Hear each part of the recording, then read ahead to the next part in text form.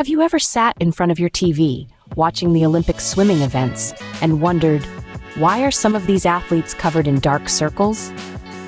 You might have even had a wild guess about some underwater creature lurking in the Olympic pools, leaving its mark. Or maybe you thought these were some kind of strange injuries. Well, you're not alone in your curiosity. But let me assure you, there's no aquatic monster involved, nor these are signs of harm. The dark circles you see are actually linked to an age-old practice called cupping.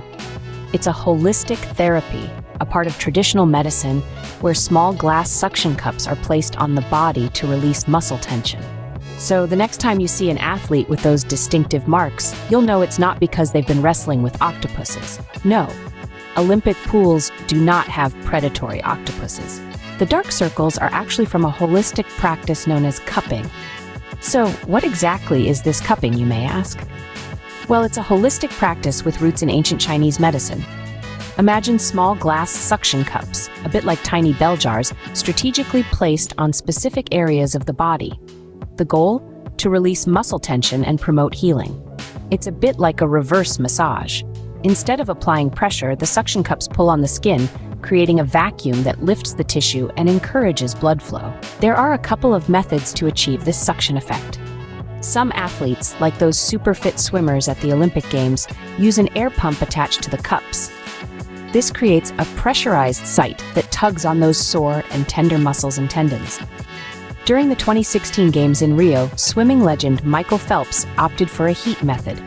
This involves a cotton ball soaked in flammable liquid, set alight inside the cup. The fire is quickly extinguished, and the cup is applied to the skin.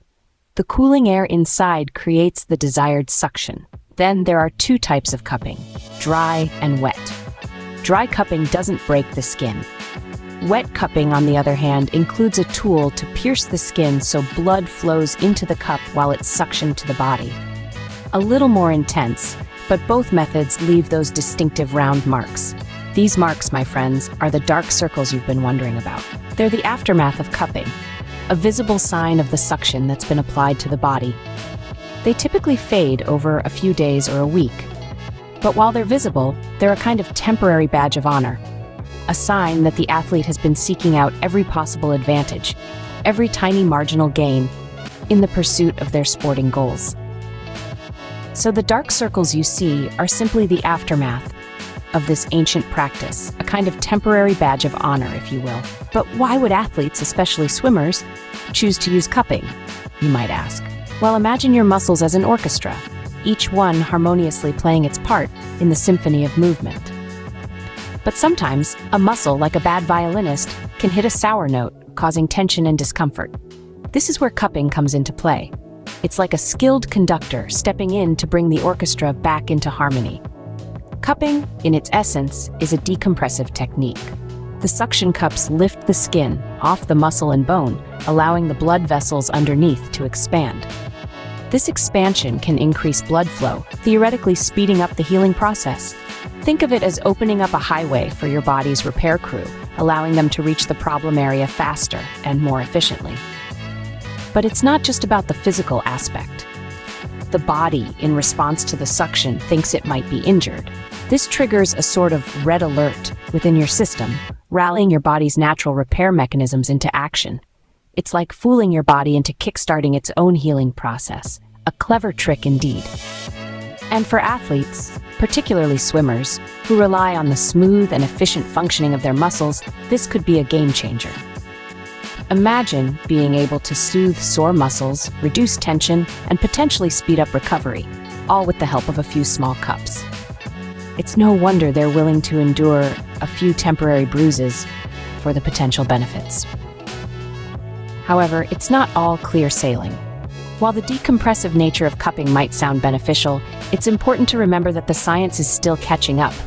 We're still learning about the potential benefits and drawbacks of this ancient practice, and current research is, at best, inconclusive. So, whether cupping is a secret weapon in an athlete's arsenal or merely a placebo effect wrapped in ancient tradition is still up for debate.